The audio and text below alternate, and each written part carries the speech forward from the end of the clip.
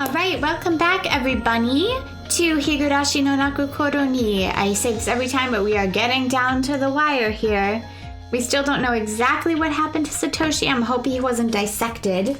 I'm terrified that he was. I feel like this has been, we are so close to the end now, and this has been, I've been working on this for years. I'm going to say this right now. If you guys want to read this on your own, there are definitely parts you can skip. Like, you can literally probably skip, like, up until the Wachanagashi festival. There's a lot you can. This novel does a lot of saying the same thing in a different way, in very long, meandering paragraphs. Like, I don't know how many times in these connecting the fragments we got the fact that Takano needed money and people didn't want to give her. We get it. You know what I'm saying? So if you're going to read it, like, don't, like, you can definitely just skip over it. It's all the same. Well, I'm guessing if you've watched my series and you've gotten this far, you're probably not going to read it yourself, since I did the wonderful work for you and I did all the voiceovers for you. Anyways, we'll talk about my final opinion of the game, but I have a feeling that there's going to be some serious anime magic pulling stunt to get out of government professional assassins versus children. So yeah, so we'll do my final thoughts when we finish. In any case, last time Keiichi came, so I believe we're here.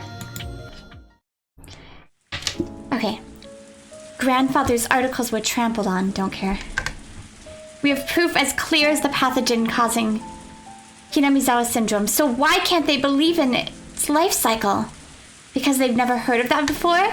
Because they can't imagine it? Because there's no way something so absurd could be true? Don't tell me that! I can't bring myself to care about the limits of those commoners' understanding. Why can't anyone believe the truth of my grandfather's article, which has been proven by the Irie Institute? Why do people continue to believe that humans are a special existence? Humans are simply a species of animal. Then why do you think your grandfather's in heaven? When various parasites that control their animals' hosts exist, how can people declare parasites that use humans as their hosts don't? Wait, this isn't the problem. Not at all. Because everyone believed my grandfather's article up until now. Isn't that why the Ministry of Health and Defense Agency lent me their assistance? But out of nowhere they turned cold. In other words, every bit of their help was because Uncle Koizumi had my back.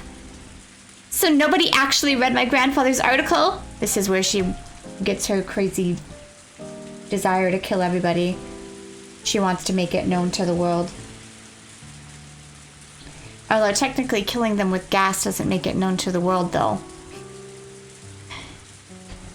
Did they just pretend to in order to make Koizumi happy? What is the meaning of everything I've done up until today? I thought I'd achieved something, but what have I really accomplished? I don't know what's going on, and all I can do is wallow in grief. Good, suffer, bitch. The more I think about it, the more I no longer understand the meaning of my own life. Didn't Mio Takano devote her life to being useful for her grandfather? Then I haven't done anything for him at all. Count 3 with my grandfather, and I go on to count 4. What a crazy thing to say! No. If I let my mind wander, doubt myself, my life will slip in. So I'm just going to fill the gap in my heart with alcohol. Is it that strange to presume the existence of something that can influence human thoughts? It's true that Hinamizawa syndrome isn't the actual cause of ideology. The best it can do is drive people mad. Socialism or capitalism don't originate with it. In the era my grandfather was living, you couldn't talk about the world without ideology. The article came from that time and age, so some of its inferences may be exaggerated or biased, but there's no reason to deny its foresight. You can simply say it's crazy and push it aside. Besides, the most important thing they ignored is the fact that Rika Furude, the queen carrier, holds the fate of the village in her hands. We know that's not true.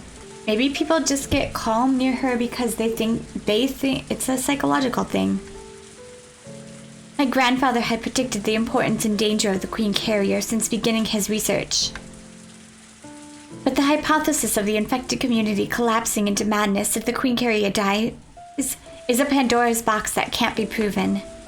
It can only be confirmed after Rika's death, and if she dies, it'll be too late. But there's no mistake that Rika's the Queen Carrier and is very special. It's clear from the various experiments we perform that she has a special influence on the infected villagers. Her death really could trigger the collapse of the entire village. That's no mistake. It is a mistake. My grandfather predicted it. To say all that sounds like a comic book is too cruel. For them to call the various preparations we made to protect her a fictional project that was used to tunnel funds. What I'm doing now is simply what my grandfather was going to do. Therefore, insulting my research is the same as insulting my grandfather. According to my grandfather's article, the first thing that needs to be done when researching this syndrome is to protect the Queen Carrier. Yet they ridiculed that more than anything else. The more I think about it, the more their words stick in my memory. I can almost hear their voices, and I can't stop myself from covering my ears. I'm sure the members of the board of directors think I'm crazy. I was trying to petition for the EDA Institute to not be shut down, but it backfired. The members must think that the syndrome is some kind of joke, and I'm sure they'll push it even harder now to put a stop to our research. If that happens, I would have to go back to researching as an individual. In other words, the same as what my grandfather did. There's a limit to what an individual can do. It's doubtful if I would ever be able to go back to researching it individually. Once the EDA Institute is disbanded, everyone is obligated to keep it confidential until we die.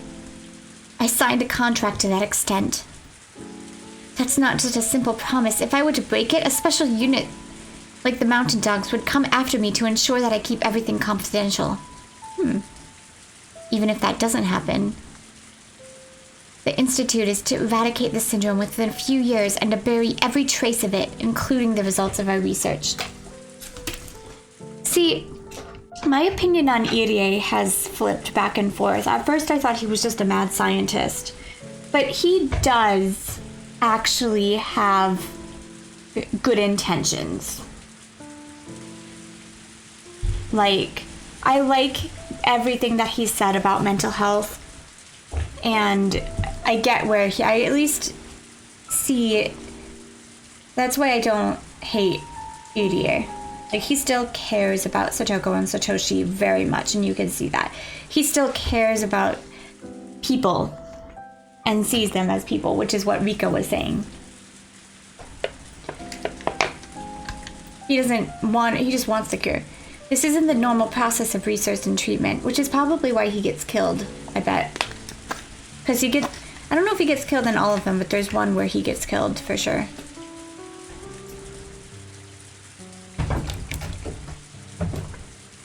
This isn't the normal process of research and treatment.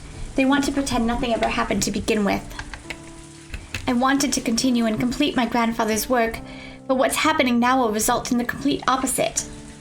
I'm actually helping to eliminate my grandfather's hard-earned research from this world. A treatment has been created already. Although Irie is as passionate as I am about developing a cure, he's not particularly interested in any other aspect. I hate to admit it, but he has more experience and talent than I do. I'm sure he'll come up with a plan for eradicating the syndrome within 3 years. And that board of directors will provide just enough funds to bury the syndrome. I see what happened. He came up with a cure, and she didn't want him to cure everybody, because she wanted to just kill everybody. Irie will do that happily. Just like the time when he disposed of all the research data on test medicine H170 as requested. All I can do is to passively hinder them, just like they did me while watching the Hinamizawa syndrome get eradicated. And when everything is over, I will finally complete an article which is destined to be destroyed. Should I kill myself with thoughts of it in my head, so I can at least present the article to my grandfather? Look, you are legitimately a hypocrite. How can you say that religion is just a parasite in somebody's brain, but then say that your grandfather went to hell, heaven? He won't be happy even if I did that.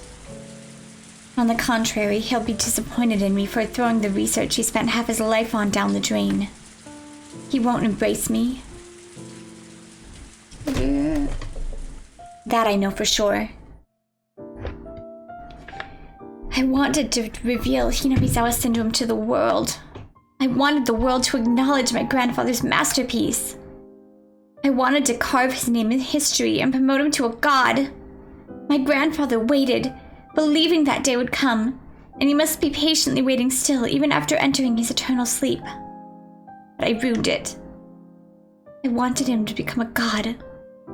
I was going to become a god myself too. Then we'll be together forever, and I'll never have to be alone. If I become a god, God won't test me. That doesn't even make any sense. There won't be any unhappiness. There won't be a sudden train accident. My grandfather won't go away, nor will Uncle Koizumi. I'll never have to go back to being alone. I am alone. I have no allies. I was just dancing in ecstasy on a stage without anybody watching. I had only just realized that there was no applause, but only ridicule. No, it's doubtful that there was actually anyone in the audience to begin with. My parents died. My grandfather died. Koizumi died. 3 times had God toyed with me with the rolls of the dice. I thought I overcame each of those trials with my own strength, but I didn't. I was protected by a new guardian each time. And this time I have no guardians left to protect me. When I first arrived in Hinamizawa, I had every intention of challenging God and kicking him off his throne. But now forget challenging God. I'm just a loser being played with. I suddenly can't find it within myself to care about anything. Because if I cared, I'd be swallowed by sadness. Soaking my heart in alcohol is all I could do to forget about everything. A luxurious black car abruptly stopped next to me. I became sober immediately, as cars like that remind me of the time when I was captured after the orphanage. Suspicious-looking men in black suits and sunglasses got out from the car. I realized it instantly. They must have been sent by one of my clients. Being involved in the development of a biological weapon, being the main person responsible for it, and to top it off, being mentally unstable. They obviously don't want me walking around freely. They're going to abduct me, seal me in concrete, and erase my existence. Or so I thought. I expected them to grab me and shove me into the car. But surprisingly, they bowed deeply to me instead. Are you the vice administrator of the Irie Institute, Major Miyota Kano? Normally, yes. I'm just a drunk loser at the moment, though. There is someone who would like to meet you. Could you come with us? Even if I refuse, you're going to take me along anyway, right? I'll be killed anyway. I can't make my grandfather's wish come true even if I live. Cynical thoughts like that ran through my head. Then the person in the back seat said, "We won't force you, but I'm sure we can help." I've never met this young woman before. She must be around my age. She knows about the Institute, so she must be somehow connected to my clients. She's too young to be one herself. I bet a client who doesn't want to expose himself sent her. Even if I live, I can't make my grandfather a god. I can't be a god myself either. Who cares about where a loser like me gets killed anyway? I made up my mind and got into the back seat. As soon as I got in, the luxurious car smoothly took off. Silence filled the car for a time. They're the ones that invited me. I don't have anything to say myself. Long time no see. Though I'm sure you don't remember. We met in passing at Koizumi-sensei's funeral. Oh, we did? Sorry, don't remember. There were so many people at that funeral. I can't recall any of them. But why is that what she's opening with? Does that mean she belongs to the Koizumi faction? Koizumi-sensei was very active as one of the opinion leaders during the post-war restoration. You can't begin to talk about the way the country is today without mentioning his accomplishments. When we were rebuilding the country from the burnt fields after the war, our nation's supporters were united, but unfortunately it's hard to say that now. As our time of peace grew longer, and we started seeing the generation who didn't remember the burnt fields become key national figures, we saw a decline in those who understood the noble intentions we started with. As the final remaining member of those noble men, Koizumi-sensei was the central pillar guiding us into the 21st century.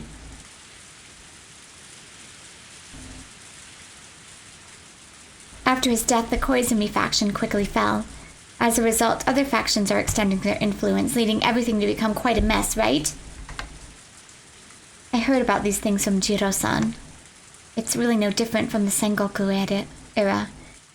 When a lord or military leader died back then, the struggle to become a successor brought chaos to the nation. This country hasn't changed for hundreds of years. Exactly. Unfortunately, while we built peaceful Japan into a comfortable place to live, the noble intentions that guided us from the onset have been forgotten outside.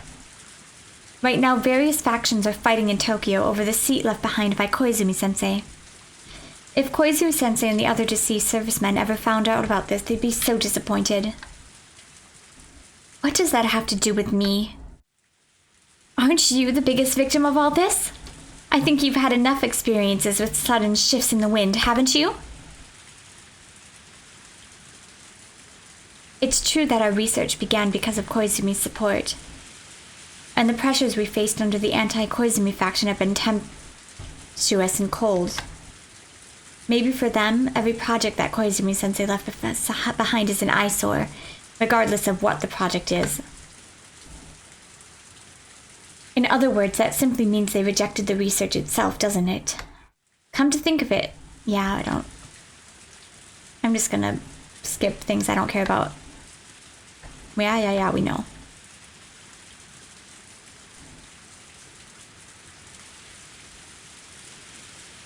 It's not too much of a stretch to say that your research into this syndrome is #1 leader in terms of funding, organization, and so forth in terms of projects within the Alphabet Project. Therefore, it's been made into a scapegoat by those people who want to monopolize the interests of the project. A scapegoat?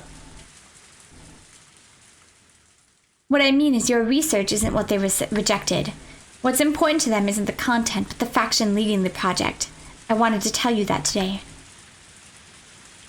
In the end, I'm just a sacrificial goat for everyone to see, huh? It doesn't matter what I research. The only thing they care about is that we belong to the Koizumi faction. That's correct. The faction is control blah blah blah blah blah blah blah blah blah. So you're saying it won't be easy to bring my hostile clients back?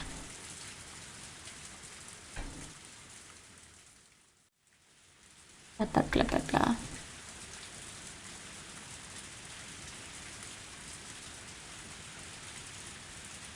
Let me change the subject for now. What would you consider the objective of your research, Takano? Huh? That is to fulfill my intellectual curiosity. Isn't it the promise you made with the late Dr. Takano, who you looked up to as a grandfather? Well, that's surprising. Koizumi once told me that this fact can become a hindrance, so I've never told any of my clients about it. How did she find out? If they know that, maybe they know a lot more about us than I think. Where did you hear about that? Koizumi-sensei told me. What? We're not your enemies. Please relax. We're here to help. I don't know who she really is, but I know she's here because she wants something from me. So what is it that she wants? She knows about the relationship between my grandfather and me, so I can't be careless. But in order for us to help you, we need to have you tell us the truth. In other words, we want you to be honest. I don't know what you're trying to say. What is your true purpose in researching the syndrome? To have my grandfather's masterpiece and knowledge for what it is, and had to have him become a god. Isn't it to have the world acknowledge the late Dr. Takano's research and to get revenge against those who trampled upon and looked down on your articles? I'm reaching the limit of not letting my surprise show on my face. How much does this woman know about me? In the first place, who is she? How does she know everything I'm thinking? I can't admit that out loud in any case. I have appearances to consider. But while this elegant woman was wearing an angelic smile, she laughed with the devil's seductive whisper, several times better at it than I am. A simple smile and a devilish grin are completely different. An ordinary smile means goodwill, but a malicious smile means the complete opposite. This woman can read my deepest thoughts. And while doing so, she's testing me to see how honest I can be with her. Whether I tell her the truth or not isn't the issue. She's testing me to see if I can trust her enough to confess everything. If I've completely misunderstood, please forgive me. Will you take to the nearest station? That'd be Gokura Station, wouldn't it? Well, on the other hand, if what I'm saying is somewhere close to what you're feeling, I think we can help each other. What do you think, Mio? I can't say anything in reply, but I think that simply remaining silent might also be an answer. I want to hear what she wants from me. I've always phrased my objective as some vague idea of turning my grandfather into a god. But she's just taught me what my true objective is. I want to get revenge for my grandfather's suffering. I want those people to fight over the right to read the article they once trampled on and mocked. I want them to believe, no, to worship every single word my grandfather left behind. That is my true objective. This woman has stated out loud that which I have only whispered within myself. She even asked me if she was correct. Is this woman an angel or a devil? If I'm a human, is she an existence above me? Your misfortune was that you didn't understand your true objective. That's why you couldn't achieve anything. You set an abstract goal like uncovering the mysteries, which could never be achieved, so you couldn't help but to question the meaning of your own life. Isn't that right? That's wrong. Your actual objective, your earnest dream, isn't so abstract. Can you imagine? Just think of the scene. The true leaders of this nation are reading your grandfather's article. While shocked at the contents, they believe all of it without even a hint of doubt. These people humbly read the article with footprints on its back. They express their respect at the insightfulness of his research and tremble in fear at its implications. What do you think? Were you able to imagine it? This is my first time envisioning something like this. No, it's not. And yet it's been my dream all along. Your grandfather's the one who named it Hinamizawa syndrome, yes? That name will echo in every corner of this nation and will be carved into eternity. Carved into eternity? For all time. Indeed, your grandfather's masterpiece will be remembered forever. Isn't that the dream you've devoted your whole life to realizing?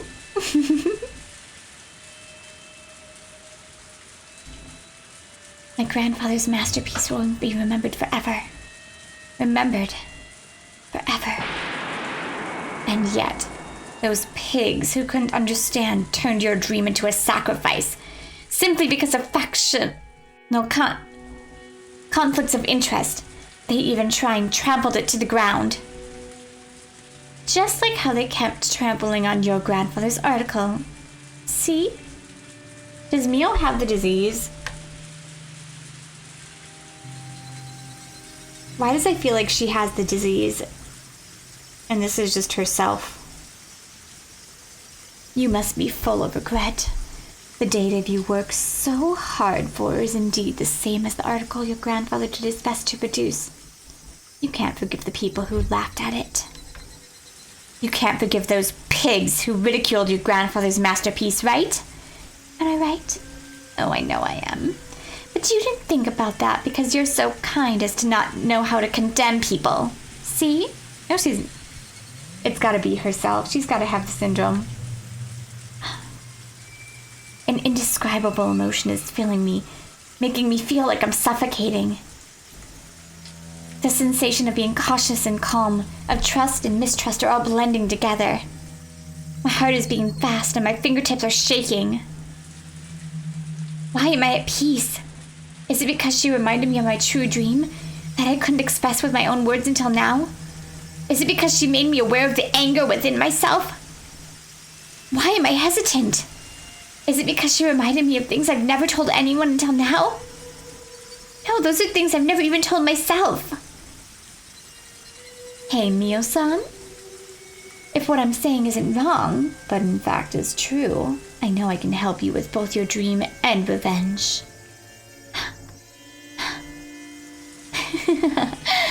What's the matter? Are you feeling all right? If that's the case, I shouldn't keep you. We'll take you to the nearest station. No! A small noise leaked out pathetically out of my mouth, like a child apologizing for a prank. Did you say something? I know she heard me. The woman smiled, trying to make me say it again. That's not it. I'm fine. I'm glad. Let's continue then.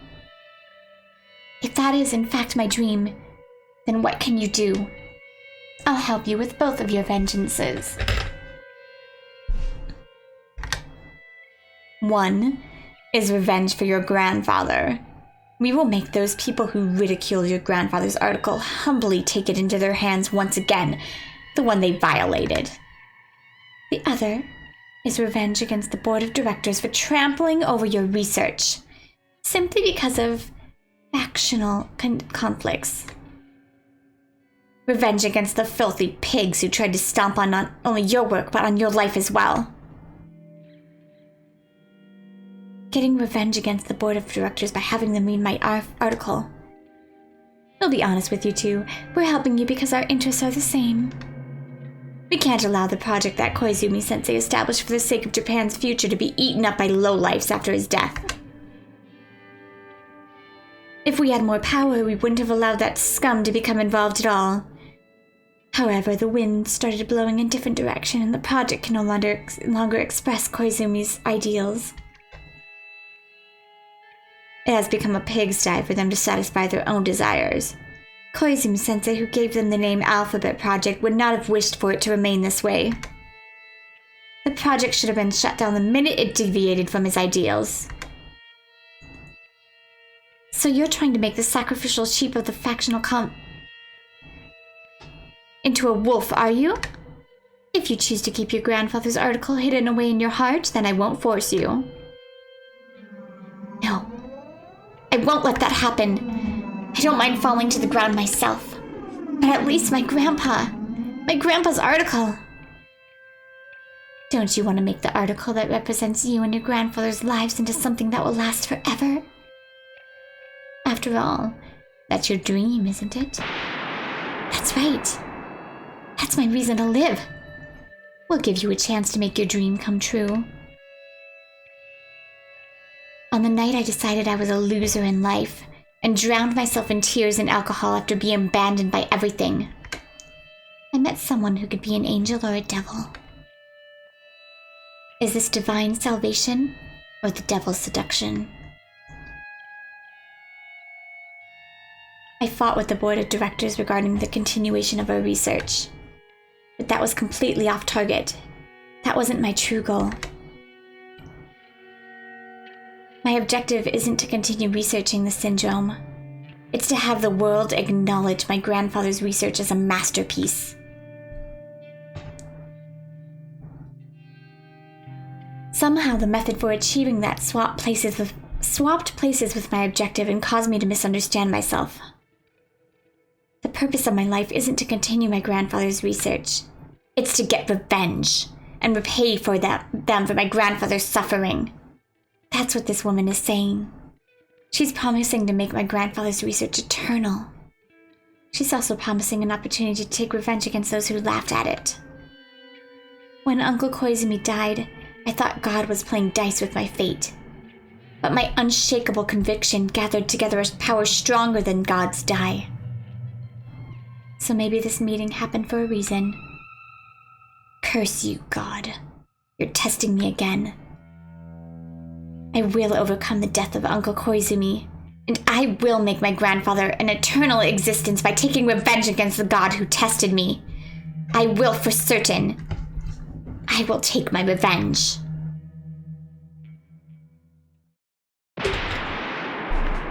Oh, I liked that little lightning strike at the end of that.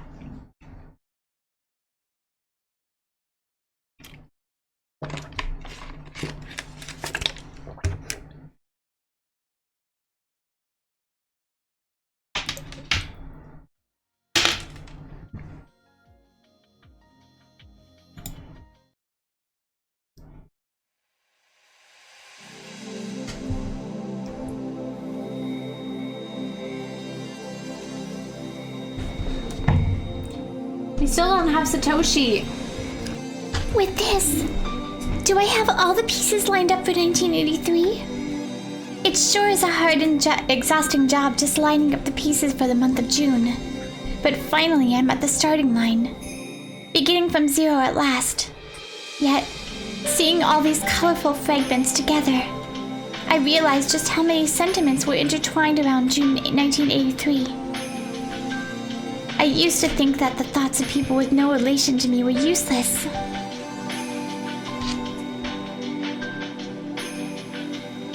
But I was wrong. Rika Furure did her best to overcome the fate of 1983. She did two things. One was to get in touch with the Irie Institute because she knew she would be protected there. Ironically, yeah, exactly. Takano from the Irie Institute was the one who wanted to kill her, but it was the best move for her at the time. Wait, so she did know that? And the other was to ensure that the Maibara family moved to Hinamizawa. In actual... What? Poor Keiichi! Poor Keiichi! It actually wasn't certain that the Maibara family would move here. They first decided to move here when the father felt something sentimental at the sight of the day he came to view the property for sale. Therefore, it was necessary for us to play in that field. It was the trigger for the Maibara family's move. It took me so long to find that out, though. After turning various conditions on and off repeatedly, I finally realized that meeting Keiichi's father at the field was the cause. Keiichi Maibara is a very important key for breaking Rule C, one of the chains that was binding me. He is the fresh air that's powerful enough to break all the old and evil customs in this village.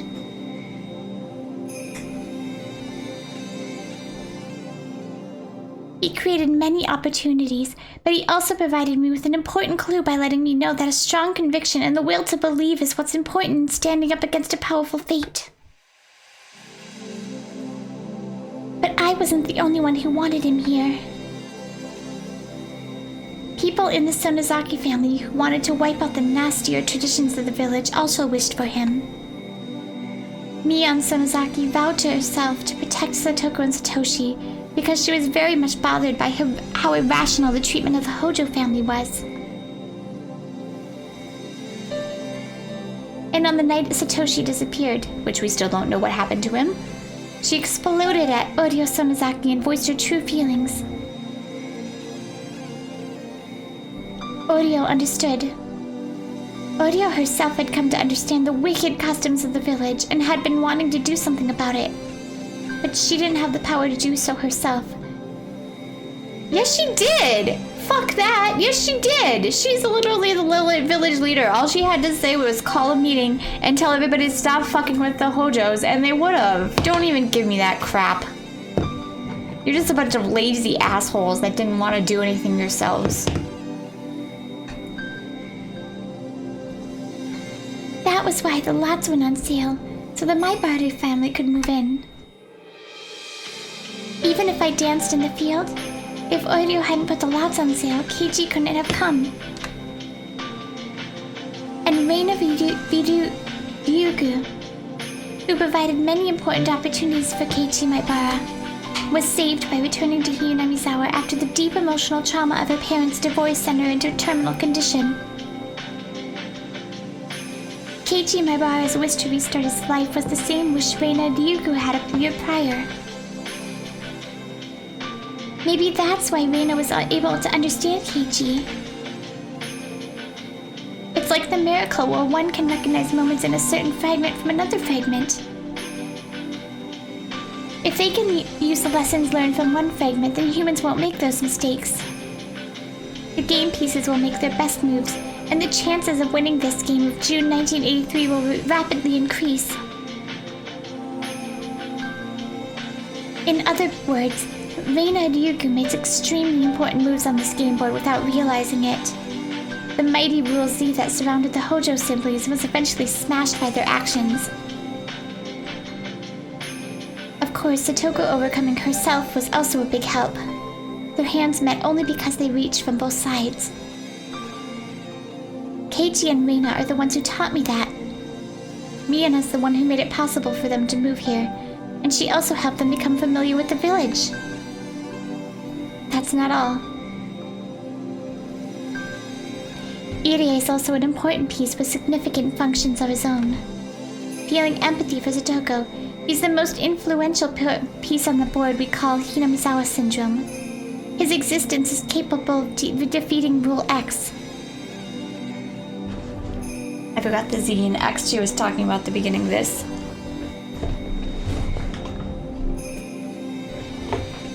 Keiichi and Reina's determination and subsequent awakening taught us that it is possible to fight against Rule X, but they didn't defeat it. Defeating Rule X requires the existence of Irie, who has the strongest will to discover a cure for the syndrome. I didn't know Irie held this many thoughts within him. Myra always thought he was rather absent-minded, but he is in fact an important and powerful piece. So if we gather all this power, can we win against Takano's will? I've seen Takano's thoughts too. Sadly, her will is strong and can't be easily broken. It's no wonder our fate in June 1983 has been so hard to shake no matter how hard we fought. The sentiments I've been turning toward and pales in comparison to how many she's brought into it. The weight of our game pieces are different, because I was given up on fighting while she's been risking her life to fight on. I've spent time sulking and drinking wine to escape from reality. It must be a very light piece indeed. I can't win against Takano with what I have so far. I need more pieces to be able to win. The officer Oishi once showed the possibility of becoming a strong ally. But he's under the misunderstanding that Sonozaki family caused the death of his dear friend. So until that gets resolved, he won't be any help. I don't know how I can resolve that misunderstanding. But I just have to believe in it and keep throwing the die. Just like Keiichi and Reina constitute a chance to change fate, maybe Aksa has the power to create a chance as well.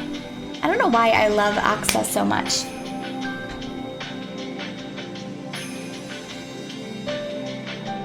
The curse of 1983 is tied to the curse of Hinamizawa. A curse can't be broken by inner power alone. It takes power from outside as well. Both sides have to reach out, otherwise the hands won't meet, just like what would happen with Satoko. But Aksa has never come to our aid. Even if he did, it was always too late. Too late. Far too late. But if I keep throwing the die... You came in the last one? Will Aksa's game piece eventually appear?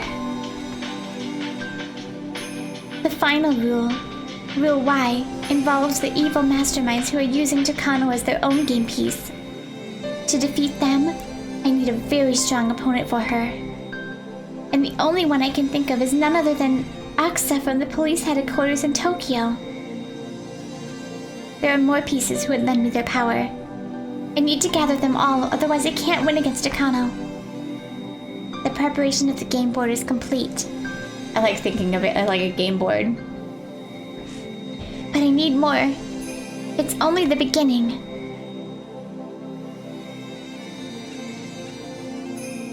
What happened to Satoshi? God, if you guys don't answer that fucking question, I'm gonna be angry. He went to the hospital and then what? Then what?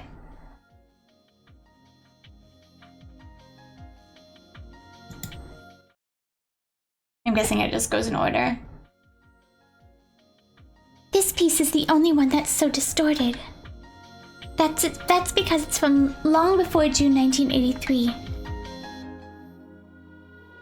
Okay, then... But is this really a useless piece? The identity of your Rule Y has been completely exposed by now. With the backing of a mighty organization, it is powerful enough to swallow up the small select of individuals. I almost give up on this game because of its irrational power. That's why I'm thinking that maybe there's a piece hidden somewhere that's strong enough to fight against such a formidable enemy. Mamoru Aksa works at the police headquarters in Tokyo and might have the power to stand up to such a vast conspiracy. Can his power withstand even Rule Y? Just like Keiichi Maibara defeated Rule Z, will he be able to defeat Rule Y so easily? We need everyone's strength. So Aksa's strength is needed as well. Okay.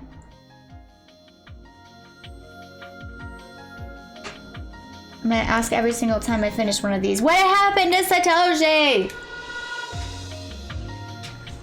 And apparently Shion's not necessary. Poor Shion. She gets like just thrown to the side of the story. Hmm?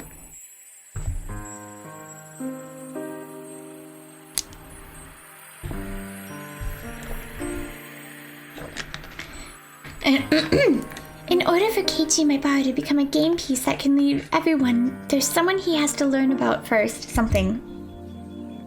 The piece that's very painful, pitiful, and sad.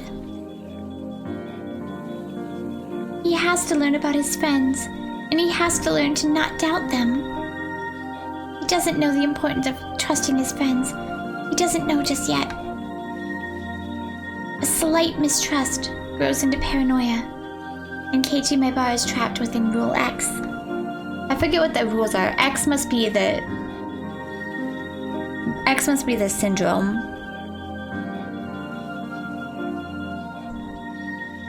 At the end of Rule X, Keiichi leaves a sad note and dies. While it may be very bitter and very painful, it also puts him through the process of learning something important. Hey, Hanyu? You didn't have to apologize. In the few days he left Hinamizawa to attend his relative's funeral. Huh? Tragically, he experienced an outbreak. But I think this was necessary as his first step towards learning something important. The very first step towards smoking out Rule X and eventually defeating it. When this piece was all I had, I didn't even think of that though.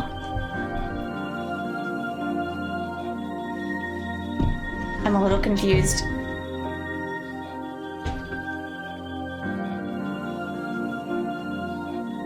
So step 1, Keiichi cannot get paranoid. It's hard when people are all talking about the freaking curse.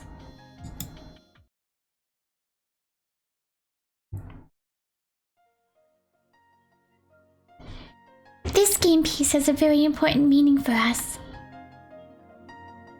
Because it showed us for the first time it was possible to poke a hole in the fate of June 1983. To start from the conclusion, everything gets taken in by Rule Y at the end, and all our effort is wasted. What's Rule Y? is Rule Y Takano. But we're challenging the great law that governs this game board, Rule X, head-on. We're using everything we've learned so far from other fragments, which we prove can defeat it. What happened to Satoshi? We grow by learning. In a game with no hope of winning, we can discover a slight chance of victory.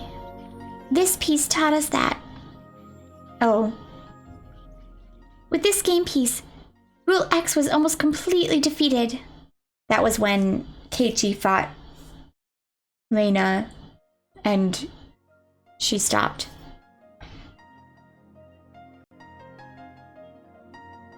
Keiichi, Maibara, and our other friends won't be led astray by something as pathetic as the Hinamizawa syndrome and dance in tragedy any longer. It has also taught us that rules aren't indestructible and are possible to overcome.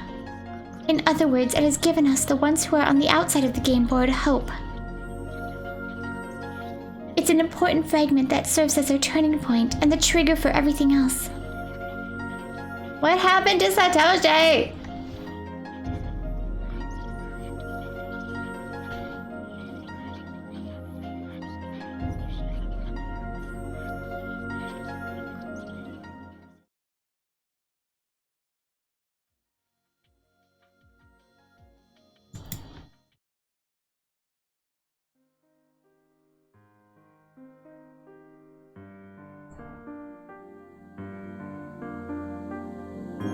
This game piece reminds us that no matter what happens on the game board, everything is due to the curse or the Sonozaki family pulling someone's strings. No. To put it in my words, this is the piece that makes everyone aware of the existence of Rule Z. Is it Satoshi? It's hard to notice with just this piece. But this is a... Oh. Wait, what is Rule X and Rule Y? Hold on. Oh, okay. Let's just this is for you and me because it's been a while. Rule X: a random person in Hinamizawa succumbs to the syndrome and is driven to acts of violence. Keiichi, Reina, and Shion are the most prominent victims. Rule Y: Jiro and Mio are killed on the night of the Wanadagashi festival. Rule Z: everyone in Hinamizawa believes the Sonozaki family is responsible for the series of deaths. Okay. So Rule Y is those two dying. Where Shion Sonozaki, while trapped in Rule X and mistaking it for Rule Y, is hurled about, comes to notice the existence of Rule Z. I'm just gonna keep this open so we know there's Rule Z's. Oh, Z, Sonozaki family. But this is also the piece that teaches us the rules of the game board. By the way, the piece called Shion Sonozaki is a piece coming from the outside, from the game point of view. She dislikes Satoko at first, but through this and another piece she learns something important. Challenges Rule X and then grows to become a powerful piece to fight Rule Z. The most ridiculous part of this fragment is that it's hidden so cunningly and doesn't seem that way at all with just a passing glance. Learn from your mistakes. Please become a powerful piece and lend me your strength to defeat my enemies. Poor Shion.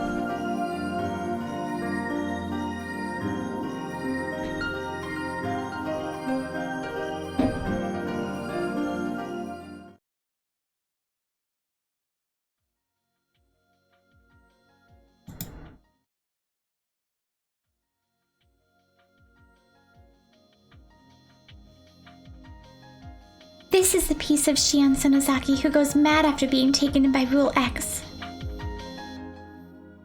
With no room for sympathy, this is such a painful piece that one can only have a pity. It distinctly identifies the keyhole of the padlock called Rule Z.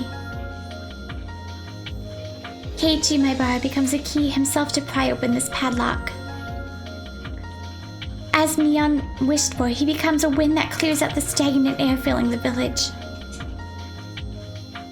This piece also teaches us an important lesson. Xion learns through this piece and then becomes a strong ally for Satoko. In that way, maybe Satoko is a piece that represents the padlock for Rule Z. Unless she is saved, Rule Z can't be defeated. And when she is saved, that means Rule Z is defeated. This piece indicates only that. That's the only thing Xion Sonozaki learned by gambling her life. But now I think that it's very important. Every time I see Satoko and Xion argue about pumpkins, I think that. What happened to Satoshi? For fuck's sake, tell me! He obviously went to the hospital. That's the last we saw of him. Did he kill himself? Did they kill him?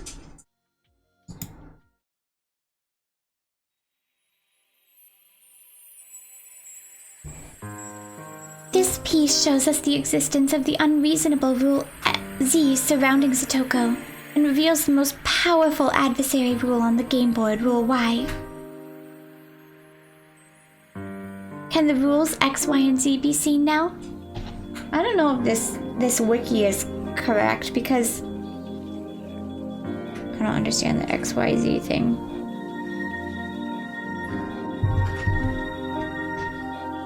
The enemy we need to fight, the things we need to learn, all are gathered and revealed here in this fragment. At this point, it's impossible to reach Rule Y. Fighting against Rule Z's effect on Satoko is the best that can be done.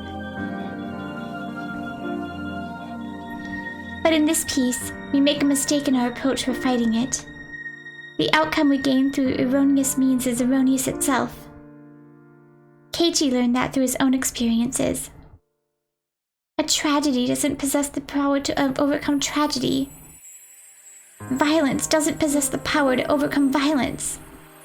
If they can grasp that, all the pieces on the game board will learn the true way to fight. But Takano's too powerful. The shocking end of this piece doesn't allow us to learn it that easily.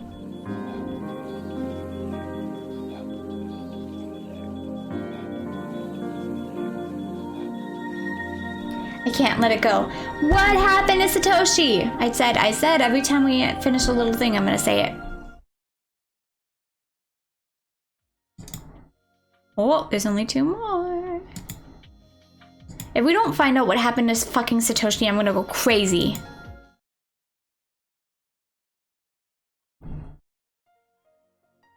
The game piece that uncovers the invisible Rule Y that is pulling the strings from the beginning. Because the impression of that is so strong, it's easy to forget about something very important. We can't forget that this piece also shows the path towards destroying Rule Z. While Rika lamented Rule Z as impossible to defeat, it was hardly a match for Keiichi and the others once they learned everything they needed to.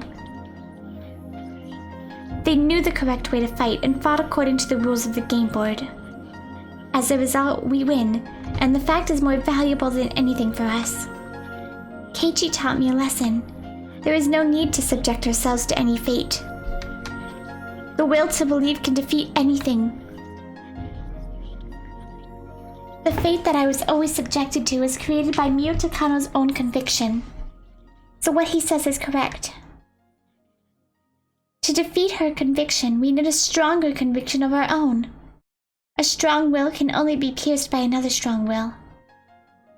We defeated rules X and Z and then challenged the final rule, Rule Y, but we needed more pieces. Each piece fought at its best, but the strength of our enemy pieces led by Mio Takano were just too powerful. She didn't even give us mercy. She squished us completely and made us restart the game all over again. I don't like the fact that she's calling it a game when these are like people's lives. And particularly Rika can actually remember these deaths. Although we lost, we didn't give up the resolve in our hearts. Because we finally found the true culprit and also found a clue for how to fight against her. We can't win with the pieces we have now.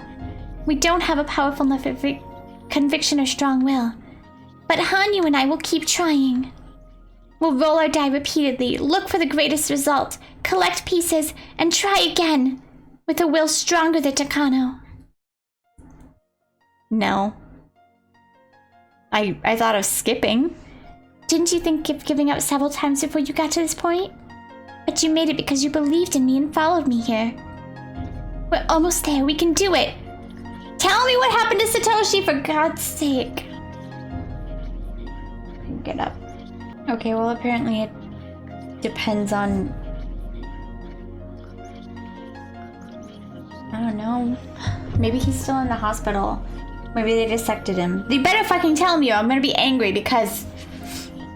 Anger. And also, if he is still alive, then Irie, you literally let Shion just go on a murder spree, and all you had to say was, hey, your boyfriend's alive. He's just crazy. Meow. Meow. It will be the ultimate piece and we won't need anything else.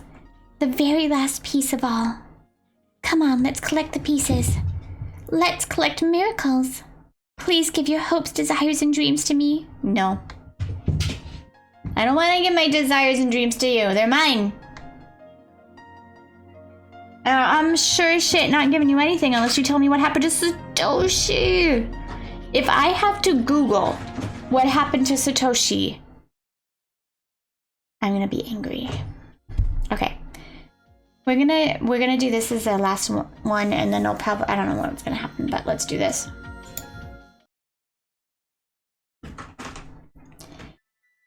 After collecting miracles from all 7 fragments, I finally got a hold of this one.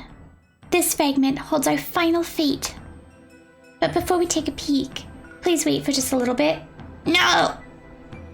The fate that's inside will be decided the moment we take a peek. Have I told you about the story of the cat in the box? Yeah. Is the cat in the box alive or dead? Well, my cat's very much alive. Nani! Nani! Come here! And she's going crazy. Nami! Are you going crazy? Are you going crazy? Are you going crazy, girl?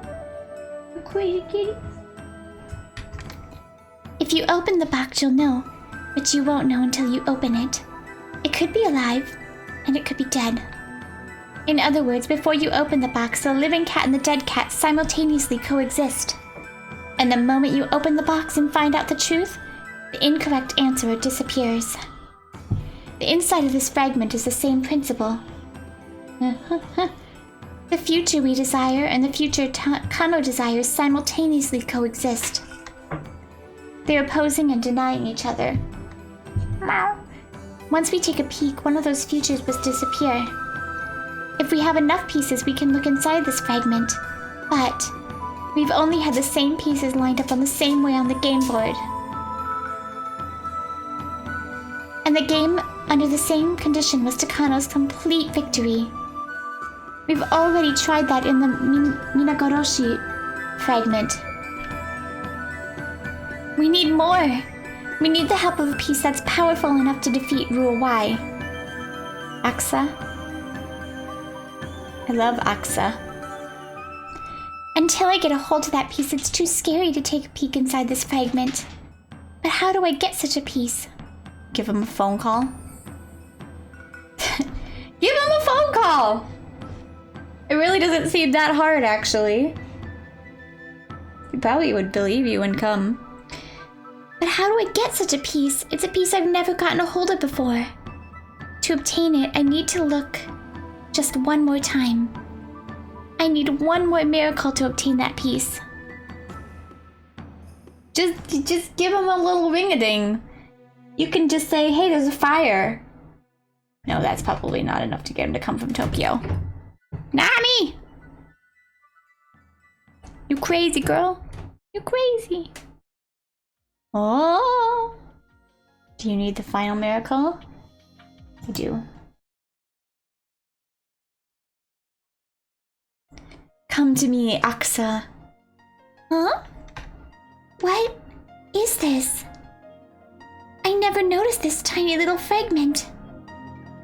I actually don't know who's talking right now, but I assume it's a Rika or Hanyu type person, so that's why I'm doing my Rika / Hanyu voice. Sometimes a fragment gets cracked and it breaks. Just like how the fate we believe in cracks sometimes. A damaged fate is no longer the same fate it was. Then which fate does this piece belong to? I picked up the tiny fragment and tried to match it with the fragments I have in my hand. And the last fragment I picked up was the Matsubushi fragment. Matsubushi.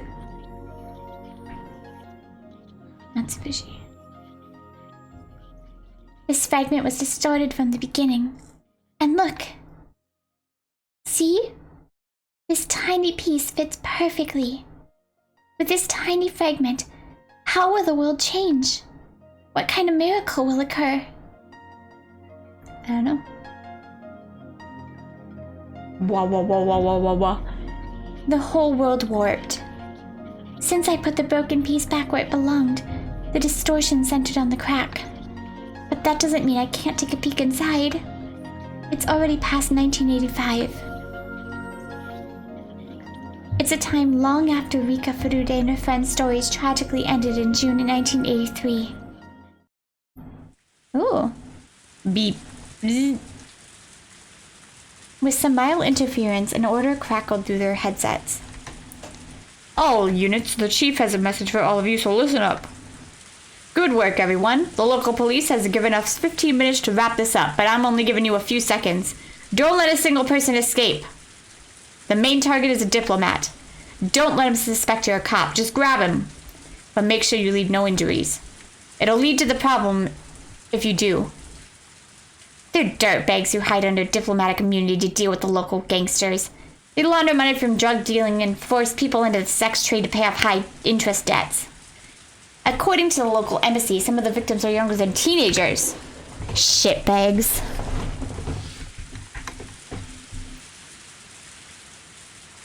Aksa! Normally this would be a simple case with the perpetrators being gangsters. But when the police found out there was a foreign diplomat involved, things got much more complicated all of a sudden. Diplomats have diplomatic immunity, so the police can't arrest them. But they knew he was an important figure in the whole scheme, and there was no doubt that the middleman between the foreign criminal organization and the Japanese gangsters. They couldn't let him escape. It'd be easy to deport him, but that wouldn't solve anything. The police had asked the embassy for assistance, but they denied the request. And the case was put on standstill at that point. That's when they found out the organization was going to be selling the Self-Defense Force's classified radar and missile technology secrets. Alright, Aksa, I love you, but we're gonna skip this stuff. And today was the day the operation was set to go. 2 men at the front of the stairs. 2 men at the underground entrance. 4 men at the back door. All suspects are believed to be armed. 2 more than usual, huh? It'll only take 2 more seconds for him. He never shows anyone mercy. Can you hear Aksa? Aksa! I don't know why he's my favorite character. I just love him. Like, he only had 1 chapter. And he hadn't been in the game. I liked him. I liked his chapter a lot. I really liked his chapter. You want to play? Be careful. Alright, let's move. This is Aksa, copy. Let's go!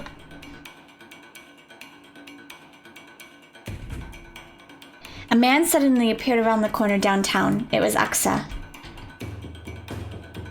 He displayed none of the naivety he did when he first met Rika.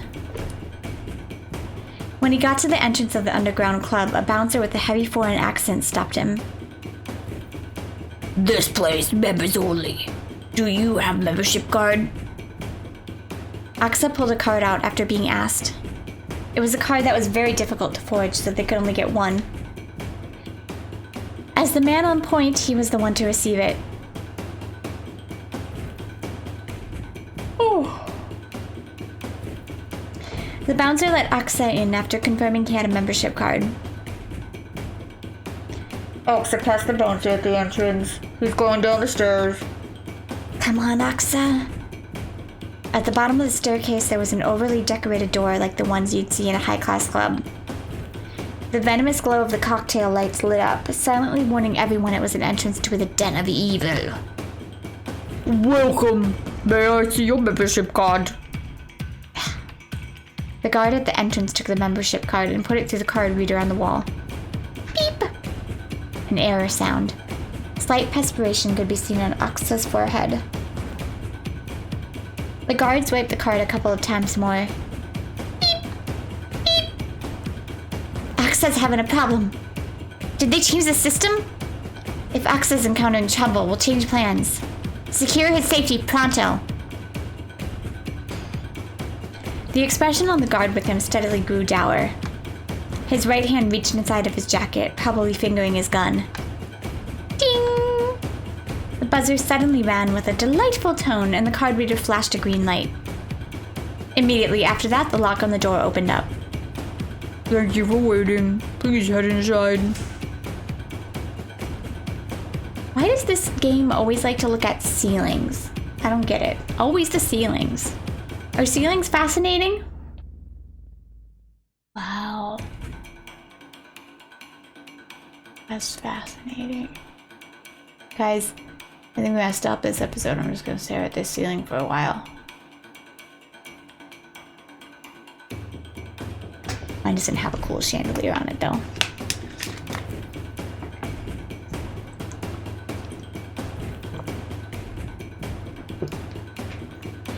The guard pulled his hand out of the jacket and opened the heavy door. Loud music and flashing, colorful lights spilled out from inside. From within that, a well-dressed guard appeared to welcome Aksa. At this moment, his first mission was accomplished.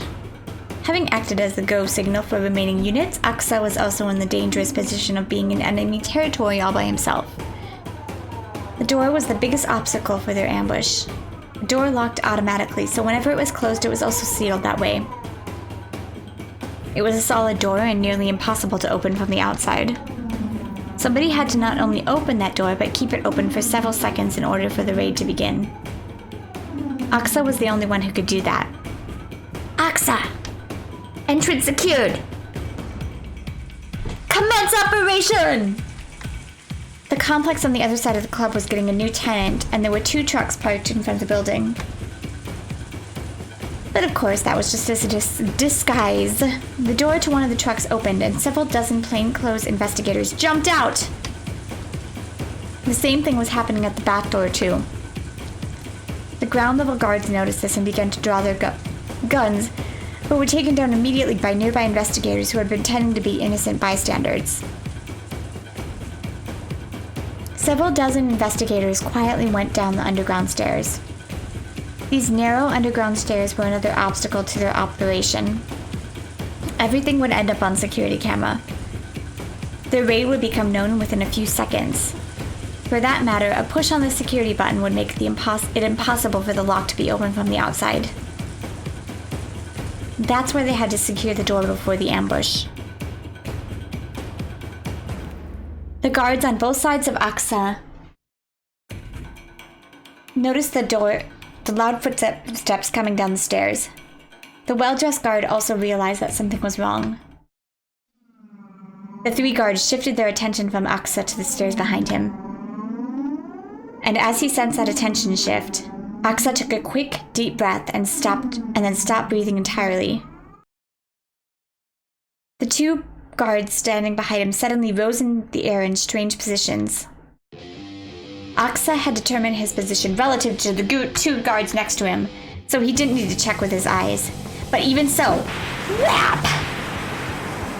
His fists had been driven in their faces with such precise accuracy. His moves were well-trained ones and showed no mercy against evil. They were as destructive as armor-piercing ammunition.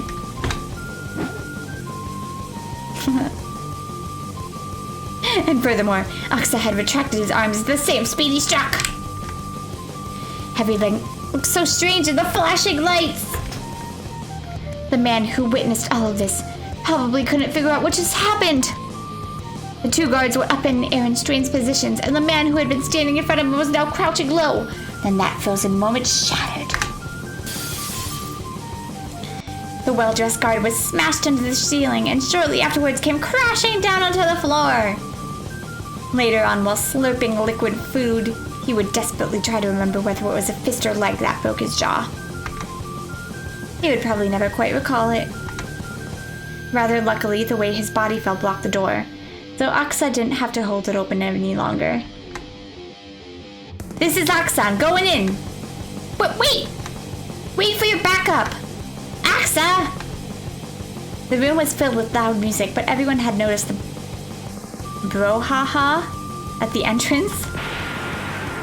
Everyone, get down! As soon as Aksa bellowed his warning, screams filled the club.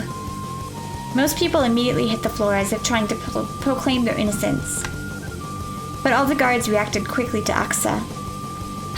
In the midst of all this, there were people who were trying to make their escape through the back. Aksa restarted his breathing once, and then stopped it again, and then ran after them like a wolf. He jumped onto the table, smashing expensive bottles of alcohol and shattering glass with ice cubes made from the icebergs of the Arctic. What the fuck is going on right now? A foreign bodyguard whose previous profession must have been a professional boxer thoughtlessly stood in front of Aksa. With a heavy accent, he tried to taunt his opponent, but Aksa couldn't have cared less about that. The only display that man was able to put on for him was that of being able to block Aksa's attack. But it wasn't even effective guard. The power of Aksa's punches were so... Why is he a superhero all of a sudden? Were so incredible that they simply broke the man's bone in an attempt to block them. The man arm wrapped in a strange way, and the moment after the agony showed on his face, Aksa's left arm ground into it. Aksa, you see, is right-handed. That man should consider himself grateful that he was able to get away with a mere orbital fracture. I don't know what's going on. Thinking that this was his chance, another man attempted to tackle Aksa-san from behind. He assumed that no matter how strong a man was, he'd go down quickly when attacked from behind. He also assumed that Aksa was concentrating in front of him. He wouldn't be expecting attack from behind to begin with. But that would only be true if Aksa was just concentrating on his front. Indeed, the attacker was very wrong, for Aksa was no longer even thinking about the man before him. Aksa knew exactly when and what was about to happen. The experience he had built up to this day taught him that. His body, more than his mind, remembered the timing for when menaces to society like these would make their moves from behind. Aksa's attack continued fluidly from left arm punch, then he struck against the ex-boxer. His left arm retracted, and at the same time he arced his left leg around beautifully as it crashed into the man approaching him from behind. A dull sound signified that his nose has been broken. But Aksa already knew that. Aksa continued his motion and directed a decisive right blow to the side of his assailant's head. The man slammed into the wall and bounced off of it, rolling on the floor. Aksa took another breath. Under the glare of the dazzling club lights, the guards realized they were up against a demon. Yes, they realized there was no way to take him down. The guards were being paid to deal with humans. Fighting demons just wasn't in their job description. At that moment, backup finally arrived. Maybe finally isn't a suitable word. Everything that happened did so over a matter of seconds. The time it took for Aksa to take down those 5 guards was a span of merely 2 breaths. Put your hands above your head and get down on the floor! If you resist, we will open fire! Thanks to Aksa's furious action, the flow of events was already set. Aksa's intimidating first strike shattered the gang leader's will to run. They were all down on the floor, but one of them began smiling. You shouldn't touch me. It'll lead to an international incident. Aksa grabbed him by the collar and threw him against the concrete wall. Aren't you a policeman? I have diplomatic immunity. I am a diplomat. Good for you. So how much did you get paid, huh? This will be an international incident. I will be calling the With a dragon-like roar. What is going on? We're already getting way too anime. With a dragon-like roar, Ox's right fist pounded the wall right next to the diplomat's head.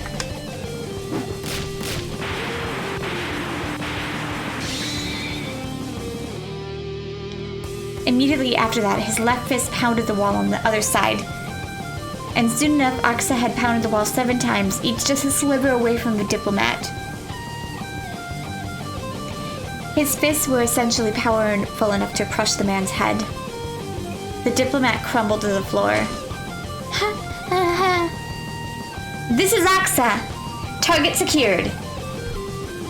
Further investigations discovered a secret getaway route that even public safety didn't know about.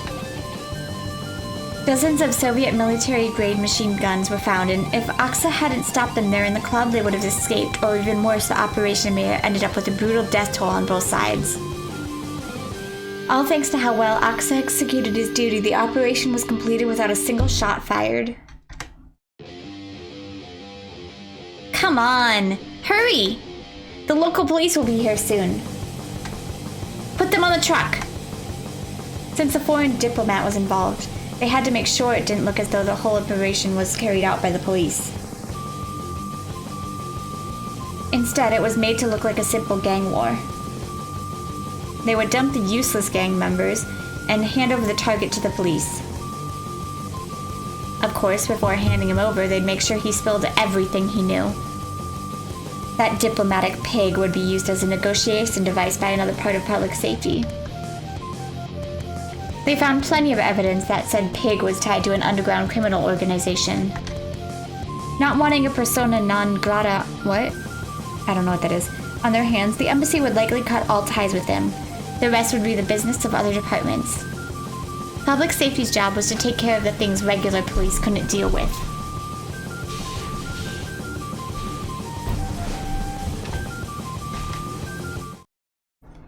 Axa, you okay?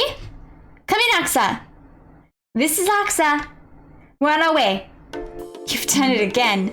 Report to the chief to get reamed out later. Axa, you sure are a demon. 5 men within mere seconds? That's not even karate anymore. Your fists should be recategorized as lethal weapons. It sure was lucky none of them drew their guns, though. Knowing how brutal Axa is, he could have turned them into honeycombs. Shut up! Don't make me sound like an assassin. I show no mercy against evil, that's all. The pigs he had just caught were no average criminals. They had committed so many unforgivable sins. The strength behind Axa's fist was proportional to those sins. The heavier their sins, the more powerful his blows would be. Does that mean he'll, like, punch a hole through Chicano? Come on, round him up. Axa, make him hurry. The local police will get here quickly. This is Axa. Understood. Didn't you guys hear? Hurry it up. Roger. Command, we have 5 injured here. Please have meds ready. There wasn't any trace left of Axa's old naivete. He had grown to be the vigilant ace of his department. But this is also after. Alright, well, we're gonna end that episode there with the weird anime. I see how this is gonna go down. Axa's gonna punch a hole. Oh, through Takano. I'm cool with that. Oh! I think we're, wait. Okay, well, let's stop there, and we will pick this up next time. I'm not sure if it's going into, I don't know where it's going now. I have no idea. But I think we're done with the connecting the fragments. I'm not sure. Axa! My favorite character! Okay, I'll see you guys later. Jenny!